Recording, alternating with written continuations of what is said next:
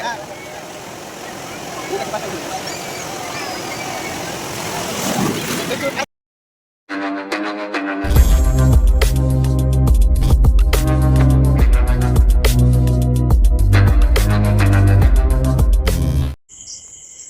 Guys, good morning সবাইকে।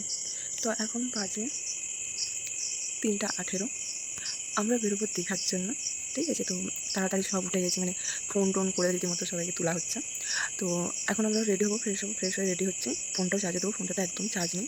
তো ফোনটা চার্জে দিয়ে তারপরে আমরা বেরোবো। ফোনটা চার্জ দরকার আছে, সারাদিনের যেহেতু জার্নি আছে সেহেতু ফোনটা চার্জে দেবো, নিয়ে বেরোবো। তো চলো একদম রেডি হয়ে দেখা হচ্ছে। তো ফাইনালি রেডি হয়ে বেরিয়ে গেছি রাত্রে থাকায়। তো এটা আমরা বাসে যাচ্ছি, মানে একদম রেডি হয়ে অনেক তাড়াতাড়ি বেরিয়েছিলাম আমরা। তো বেরিয়ে বাসে উঠে আমরা যাচ্ছি পাঁশকুড়া, কারণ আমাদের এখান থেকে ট্রেন ধরতে গেলে পাঁশকুড়া যেতে হবে। পাঁশকুড়ার পরে আমরা ট্রেনে উঠে গেছি। ট্রেনে উঠে যে ভাইকে বললাম একটু চারিদিকটা আমার ভিডিও করে দে। তারপরে দেখলাম একটা সুন্দর আকাশ, একদম পুজোর আকাশ, মানে দেখলেই বোঝা যাচ্ছে যে পুজো আসছে। তো শেষমেশ ফাইনালি আমরা দীঘায় এসে পৌঁছাতে পেরেছি। ফাইনালি মাত্র 2 বছর ধরে প্ল্যানিং, 2 বছরের প্ল্যানিং আজকে সাকসেস হয়েছে। তো আমরা এখানটা চারদিক ঘুরে দেখছিলাম যে কোন দিকে আমাদের হোটেলের লোকেশনটা কোন দিকে। তো ফাইনালি এটা আমাদের হোটেল। আমরা কম বাজেটের একটা হোটেল নিয়েছিলাম। তারপর আমরা দুপুরে লাঞ্চ করি, আমরা যেহেতু 12:30টায় গেছিলাম। তারপরে লাঞ্চ সেরে নিই। লাঞ্চের পর আমরা একদম সোজা চলে যাই দীঘা বিচের দিকে সমুদ্রে চান করার জন্য। সবাই মিলে যাচ্ছি, দেখতেই পাচ্ছ।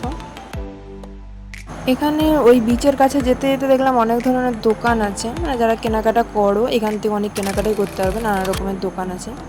তো যে আমরা যখন দেখি যে এই বর্ষাকালে এত ভিড়, মানে এত লোক এখনও আছে। তো আমরা যখন ফাইনালি গেছিলাম তখন জোয়ার চলছিল। তো আমরা এই সাইডটা এড়িয়ে যে একটু আলাদা জায়গা, মানে যেখানটা একটু ফাঁকা ছিল সেরকম একটা জায়গাতে আমরা যাই। সেখানে যেয়ে আমরা স্নান করি, মানে আমরা খুব মজা করেছি। আর ওয়েদারটাও ছিল খুব সুন্দর। আর এখানে আমার ভাই, মানে কে গেছে দীঘা আমি সেটাই খুঁজে পাচ্ছি না। ও তো যে পুরো গ্যালারি ভর্তি করে দিয়েছে, মানে শুধু পোজ আর পোজ ছাড়া ওর কিচ্ছু নেই। তো তারপর ফাইনালি আমরা সেখানে যে বসে একটা পাথরের উপরে, ওখানে তো চারিদিকে পাথরের উপরে বসে দেখছি এরকম ভেবে আসছে। তো তারপরে আমরা সবাই মানে একে একে করে নেমে যেয়ে তারপর ঝাপানা টাপানা সব শুরু হয়ে যায় আমাদের। আর এখানে না মানে অনেক ঘোড়া আছে, আবার ক্যামেরাম্যানও আছে। তোমরা যদি নিজেরা না ছবি তুলতে পারো, মানে ওখানে দেখছি টাকা দিয়ে ক্যামেরাম্যানরাও ঘুরছে, তাদের কাছে তোমরা ছবি তুলে নিতে পারো। এটা আমি ঢং করছি, ঢং ছাড়া আমার খেয়ে দেওয়ার কোনো কাজ নেই। ওরা তো তবু সমুদ্রে নেমেছিল, আমাদের সেটাও নামিনি, মানে জাস্ট কিছুটা গেছি, যা ঢেউ আসছে দেখে ভয়ে আবার উঠে পালিয়ে এসেছি, মানে এরকম আমি করেছি আর কিচ্ছু নেই। বাকিরা এনজয় করেছে, বাকি আমার সব বন্ধু বান্ধব যারা গেছিলো তারাই শুধু এনজয় করেছে। আমি শুধু ওদেরকে দেখতে গেছিলাম, মনে হচ্ছে আমি শুধু যে সেখানে পাহারা দিচ্ছি। এই যে দেখো যে উল্টে গেছে, এটা ছিল উদয়পুরের বীচ, যেটা আমরা বিকেলে যাই। তো আমি এখানে তোমাদেরকে সবটাই জানাবো যে আমরা একদিনের প্ল্যানে আমরা গেছিলাম নিউ দীঘা, ওল্ড দীঘা, উদয়পুর, মোহনা, এই 4টা জায়গায় আমরা কভার করি। কিন্তু এটা ছিল উদয়পুর বিচে। তারপরে আমরা সরাসরি রাতেই চলে যাই ওল্ড দীঘাতে। তো ওল্ড দীঘাতেও দেখলাম গিয়েছে অনেক ধরনের দোকান আছে, পরপর খাবারের দোকান। আর তখন জোয়ার চলছিল, এখানটা তো জাস্ট ওয়াও লাগছিল, মানে এখানে বসে যে সেই ফিলটা কিন্তু তোমরা গেলেই কিন্তু জানতে পারবে, এটা বাস্তব। এখানে আমি যতই বলে দিই তোমরা কিন্তু কিছু বুঝতে পারবে না যদি তোমরা না গিয়ে থাকো। রাতে কিন্তু এই জোয়ার দেখতে যেও, তো তোমরা বুঝতে পারবে এই জিনিসটা কী। তারপর আমরা চারদিকগুলো দেখছিলাম।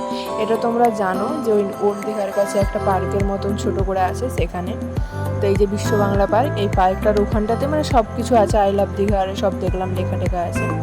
এটা আমরা চলে আসি মোহনাতেও যখন আমরা গেছি তখনও জোয়ার, মানে জোয়ার আমরা যেখানে যাচ্ছি সেখানে শুধু জোয়ার। শুধু উদয়পুরে যখন গেছিলাম বিকেলের দিকে গেছিলাম, তো তাই তখন মানে অতটা জল থাকেনি, মানে ভাটা চলছিল হয়তো তাই জল থাকে, কিন্তু আদার সব জায়গাতে আমরা জোয়ার পেয়েছি।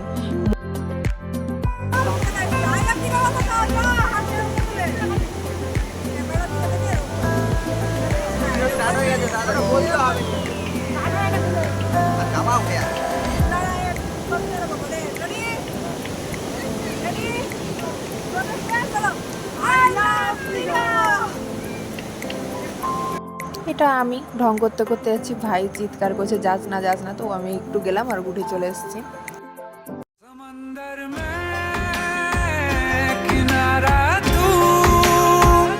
जो बिखरूं मैं सहारा तू करीब तू छू लूं मैं तेरी रूह बिन तेरे मैं हूँ। ফিরবার সময় রাস্তায় এই জগন্নাথ ধামের দৃশ্য দেখতে দেখতে বাড়ি ফিরে এলাম। চলো টাটা।